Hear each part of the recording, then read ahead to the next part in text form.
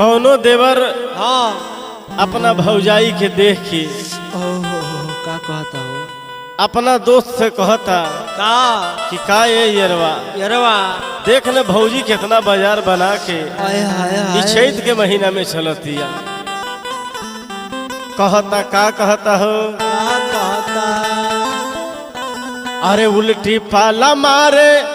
काजर करके मार खहवा उल्टी पाला मारे काजर करके मार खहवा अरे धैले ली रे भौजी दिया रखे रहवा।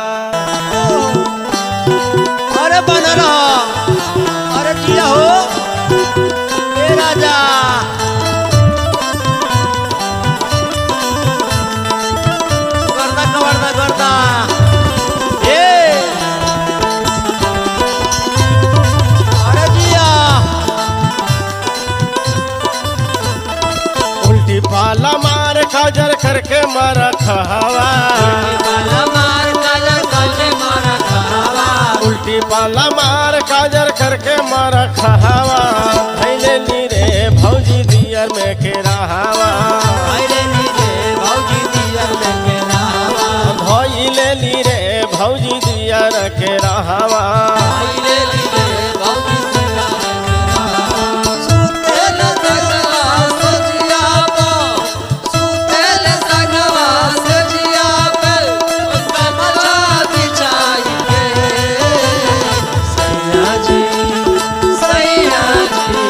सैया जी दिलवा मांगेले मचा बिछाई के सैया जी दिलवा मांगेले मचा बिछाई के धइले नी रे भौजी दिया लेके रावा धइले नी रे भौजी दिया लेके रावा कहता लइका का ए यार ए देखो तनी भौजी के तनी का हाल चाल देखो ओहो इनकर चाल चलन बढ़ल हो। हाजी अरे खजरा कटार खैली ओठे ओठा लाली ओठा लाली हो ओठा लाली गलिया पर पाउडर बुझाला दूध के छाली बुझाला दूध के छाली बुझाला दूध के छाली खजरा कटार खैली ओठे ओठा लाली गलिया पर पाउडर बुझाला दूध के छाली दूरे से जवानी इनकर लागे मरा खहवा दूर से जवानी कर लगे मारा खावा दूरे से जवानी इनकर लागे मरा खहवा ए! धैले ली रे भौजी दिया रखे रहवा आइले नी रे भौजी दिया लेके रावा धैले ली रे भौजी दिया रखे रहवा। आइले नी रे भौजी दिया लेके रावा अरे जिया हो बन रहा है भैया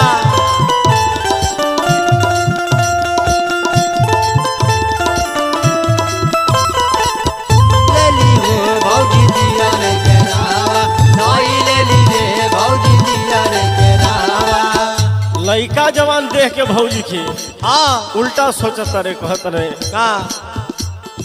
लइकन जवान बुढ़वा बोले देख के बोली बोले देखे बोली हो बोले देखे बोली पहले चमकौआ बाड़ी झलकाता चोली झलकाता चोली हो झलकाता चोली लइका जवान बुढ़वा बोले देख के बोली पहले चमकौआ बाड़ी झमकाता चोली। हाय हाय हाय अरे धर्मवीर बिजनंदन के पड़ल बानी गहवा धर्म बिनानन के पड़ल बानी गहवा धर्मवीर बिजनंदन के पड़ल बानी गहवा ए! धइले ली रे भौजी दिया रखे रहवा धइले ली रे भौजी दिया लेके रावा धइले ली रे भौजी दिया रखे रहवा धइले ली रे भौजी दिया लेके रावा धइले ली रे भौजी दिया रखे रहवा धइले ली रे भौजी दिया लेके रावा धइले ली रे भौजी दिया रखे रहवा